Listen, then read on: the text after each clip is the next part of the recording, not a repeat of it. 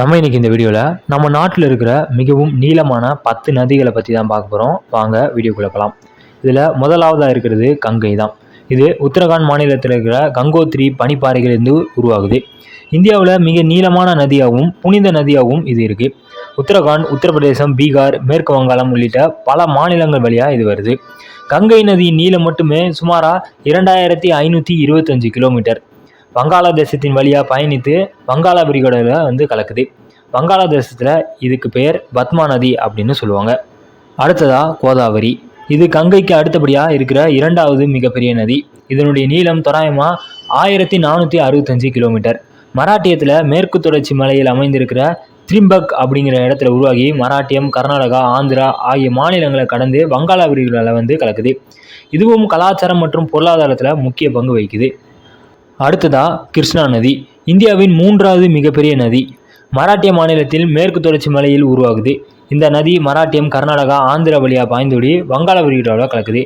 இதனுடைய நீளம் மட்டும் 1400 கிலோமீட்டர். கிருஷ்ணா நதியின் துணை நதிகள் துங்கபத்ரா, பீமா, கட்டபிரா, மலபிரபா, மூசி இந்த ஆறுகள் எல்லாம் குறிப்பிடத்தக்கது. அதிலும் கர்நாடகாவில் உற்பத்தியாகும் துங்கபத்ரா நதி மிகப்பெரிய துணை நதிகளில் ஒன்றா இருக்குது. அடுத்ததாக யமுனா நதி.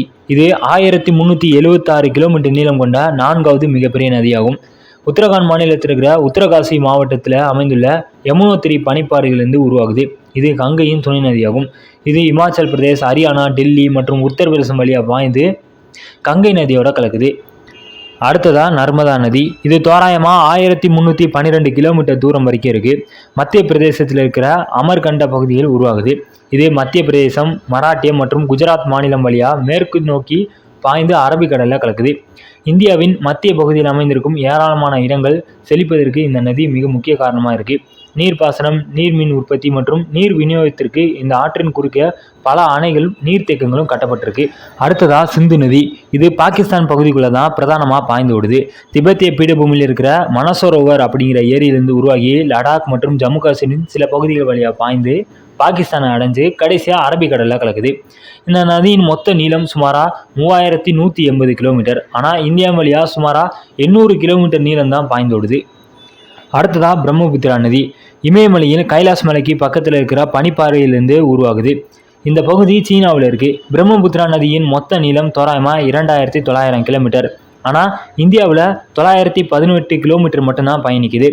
அருணாச்சல பிரதேசம் வழியாக இந்தியாவுக்குள் நுழையுது. அசாம் மற்றும் வங்காளதேசம் வழியாகவும் பாய்ந்தோடுது. கங்கை மற்றும் மேக்னா நதிகளுடன் இணைந்து வங்காள விரிகுடாவில் கலக்குது. சுந்தரவன காடுகளின் செழுமைக்கு இந்த நதி ரொம்பவே முக்கியமானது. அடுத்ததாக பார்த்தோம்னா மகா நதி. இது 858 கிலோமீட்டர் நீளம் கொண்ட இது இந்தியாவின் 8வது மிகப்பெரிய நதி. சத்தீஸ்கரின் ராய்ப்பூர் மாவட்டத்தில் உற்பத்தியாகுது. ஒடிசா மாநிலம் வழியாக பாய்ந்து வங்காள விரிகுடாவில் கலக்குது. சத்தீஸ்கர் மற்றும் ஒடிசாவின் விவசாய நிலத்துக்கு இந்த நதி தான் ரொம்பவே முக்கியமான நதியாக கருதப்படுது. அடுத்ததாக காவேரி. 9வது பெரிய நதியாகும். இது கர்நாடகாவின் மேற்கு தொடர்ச்சி மலையில் தலை காவிரி அப்படிங்கிற இடத்துல உருவாகுது. கர்நாடகா மற்றும் தமிழ்நாடு வழியாக கிழக்கு நோக்கி பாய்ந்து வங்காள விரிகுடாவில் கலக்குது. இந்த நதி சுமாராக 800 கிலோமீட்டர் நீளம் கொண்டது. அமராவதி,